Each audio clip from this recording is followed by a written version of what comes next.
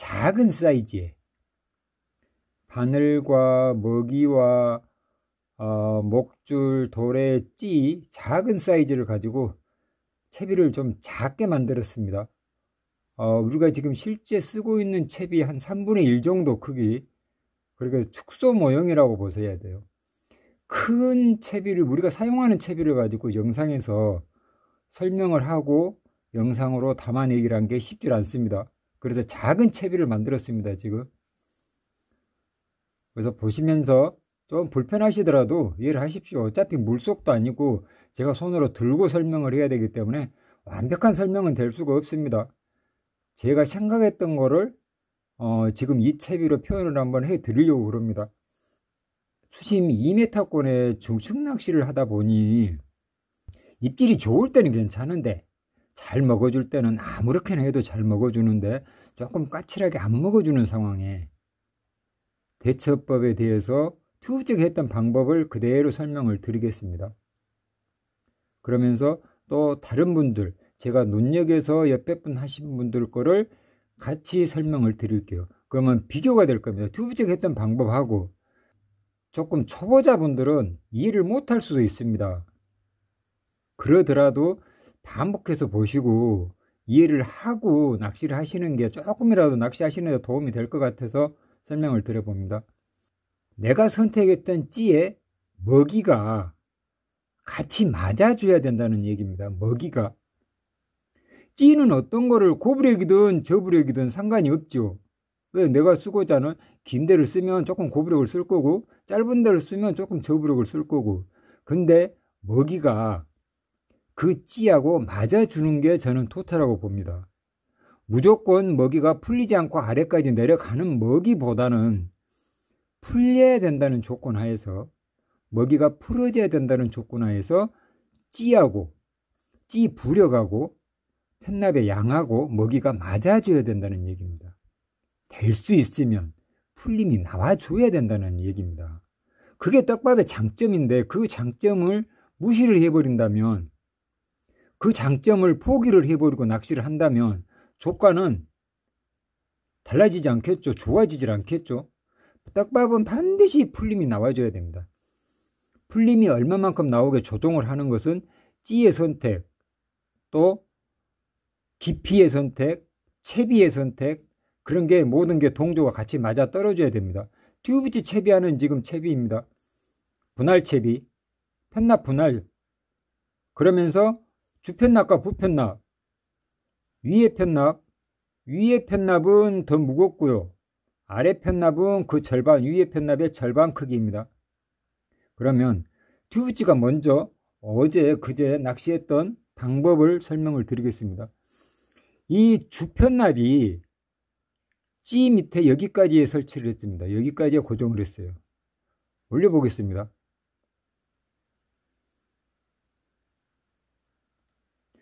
스토퍼를 올리고요. 편납을 이동을 시키고요. 다시 스토퍼가 여기가 두 개가 채워져 있으니까 하나를 갖다 쭉 끌어 올리면, 자, 편납은 여기에 고정이 됐습니다. 이제 편납이 위아래 두 개가 있죠. 그러면 찌는 여기에 붙었고요. 찌 바로 밑에 편납이 위치를 합니다. 왜 이래야 되냐 하면, 좀 전에도 말했다시피 입질이 좋을 때는 아무 상관이 없습니다. 그런데 거의 고기가 표층 가까이에 있고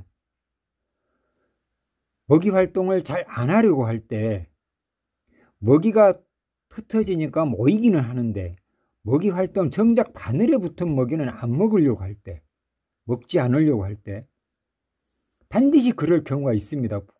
분명히 찌 밑에 고기는 있는데, 찌 주변에 고기는 있는데 내가 낚아낼 수 없는 경우가 있습니다. 그럴 경우에 참 난감하죠. 그럴 경우의 방법입니다. 고기가 없는 상황에서는 아무리 좋은 방법도 통하지 않습니다. 근데 고기가 있는데 안 먹는다 할 때의 대처 방법입니다. 투척을 하면 이렇게 투척이 되는데 이게 먼저 이렇게 내려갈 거잖아요. 두 개가 물론 같이 내려가겠지만 무거운 편납, 찌 밑에 붙어있는 편납이 먼저 내려가서 찌가 어느 정도 자리를 잡을 겁니다. 몸통이 보일지라도 어느 정도 자리를 잡고 나면, 이렇게 자리를 잡고 나면 그 다음에 작은 편납이 내려가면서 먹이하고 같이 내려간다는 거예요. 그러면 주편납은 이미 자리를 잡고 있는 상황이고 작은 편납이 내려가기 시작하면서 먹이도 같이 내려가니까 속도가 느려집니다. 먹이 내려가는 속도가. 그러면 상층부에서 같이 머물고 있던 붕어들이 아래로 내려가는 속도가 느린 먹이밥이 풀리면서 내려갈 때, 먹이밥이 풀리지 않으면 아무 의미가 없습니다. 먹이밥이 풀리면서 느리게 내려갈 때 같이 따라 내려와서 목내림이 완전히 끝나고 먹이가 고정이 됐을 때, 이렇게 고정이 됐을 때, 이럴 때 입질을 해준다는 얘기입니다. 그러면 이 밥이 내려오면서 2분의 1 작아져줘야 돼요. 이 밥이 큰 상태라면 크게 처음 달았던 상태로 그대로 내려와서 목내림이 된 상태라면 입질을 안 했고요. 이 밥이 위에서부터 풀리면서 아래에 내려와서 자리를 잡기 전에 절반으로 줄어졌을 때, 작아졌을 때, 그럴 때 입질이 제일 많이 나왔습니다. 그 상황을 설명을 제가 하는 겁니다, 지금. 그러면 상층부에 있던 녀석들이 먹이의 변화가 없으면, 먹이의 풀림이 없으면 아래층까지 내려오지 않는다는 얘기입니다. 그렇다고 상층부에 놓고 상층부에다가 먹이를 고정을 시켜 놓으면 먹냐 하면 그것도 아니고요. 안 먹어요. 물론 한두 마리는 낚을 수는 있겠죠. 고기가 있는 위치에 고정을 시켜 놓으면. 그렇지만 그렇게 해서 많은 마리수를 낚아본 기억은 저는 없는 것 같아요.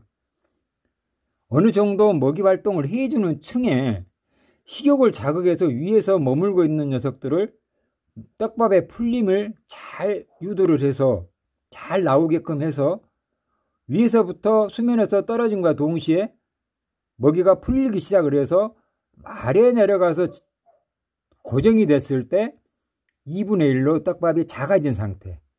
물론 이럴 때 바늘을 작은 바늘을 써도 되고요. 아니면은 콩알 달기를 해도 됩니다. 근데 튜브찌는 콩알 달기를 많이 하죠, 이럴 때는. 그래서 튜브찌가 했던 방법은 분할 편납을 해서 찌 밑에까지 주편납을 고정을 시키고 작은 편납, 그러면 저부력을 사용하는 효과가 있다는 얘기입니다. 저부력 찌를 사용하는 효과.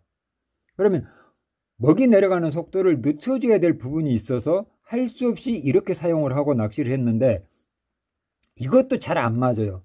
목줄 길이가 또 변수입니다.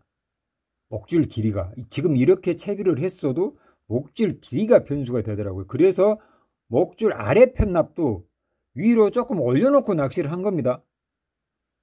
아래 편납도 도래보다 조금 더 위로. 자, 이렇게 하면 또 목줄 효과도 조금 더 길어지는 효과가 있습니다. 그러면 내려가는 속도를 이 편납까지는, 아래 편납까지는 좀 빨리 내려가죠. 주편납하고 이런 상태로. 그렇지만 위에 먹이는 더 느리게, 목줄이 길어지는 효과가 있으니까 더 느리게 떨어진다는 얘기입니다. 이렇게 하고 낚시를 하니 입질이 정확히 들어와 줬어요. 그래서 이 방법으로 계속 낚시를 해서 재밌는 낚시를 했습니다. 그래서 이걸 여러분들께 설명을 드리는 거예요. 한데 튜브찌가 쓰는 방법은 이 방법이었지만 옆에 낚시하시는 분들이 쓰는 방법은 그냥 편납을 아래쪽에 다 고정을 시키고요. 도래 위에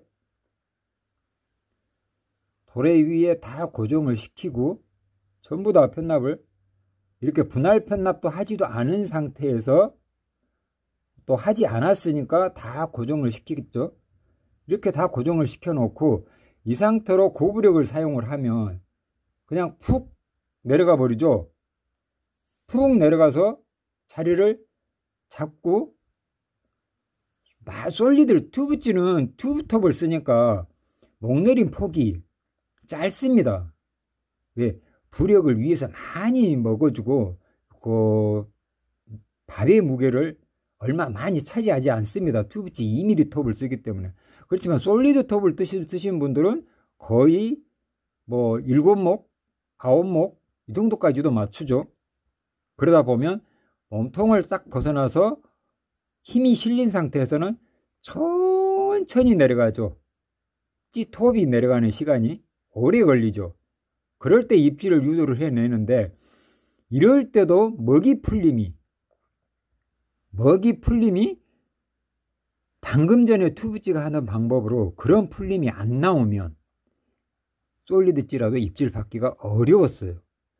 그렇지만 그 내려가서 고정이 되어 있는 상태에서, 먹이가 고정이 되어 있는 상태에서 물론 어떤 밥이든가 풀림은 나옵니다. 포테이토에다 글루텐을 섞었어도, 아니면 집어제를 섞었든 안 섞었든 풀림은 나옵니다.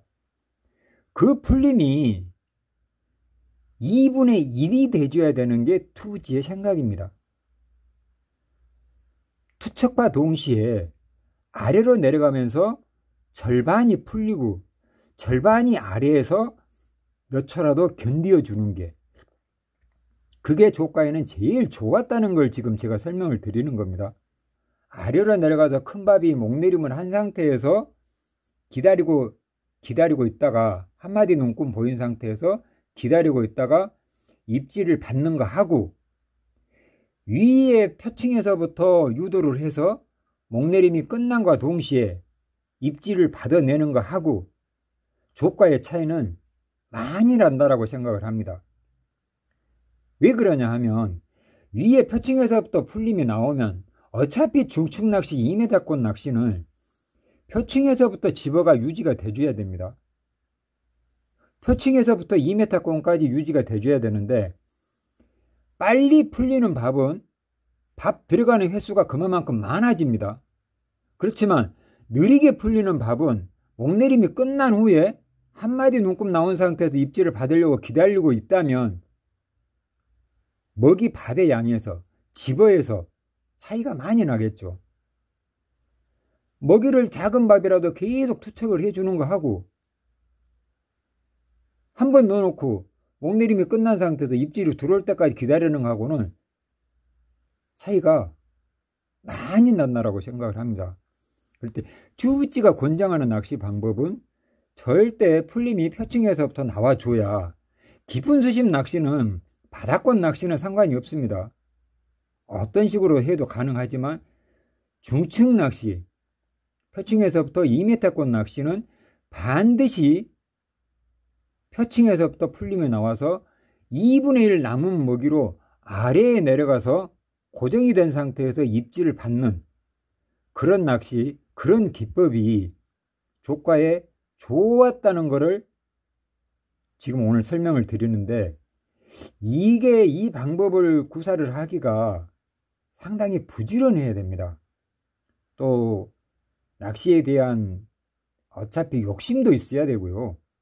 어차피 낚시는 여러 사람이 같이 앉아서 할 때는 경쟁입니다. 알게 모르게 무언의 경쟁입니다.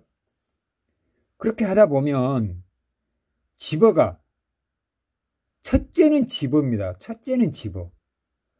그냥 밥 넣어놓고 목내림 시켜놓고 기다리는 게 낚시가 아니고요. 집어가 전부 다입니다.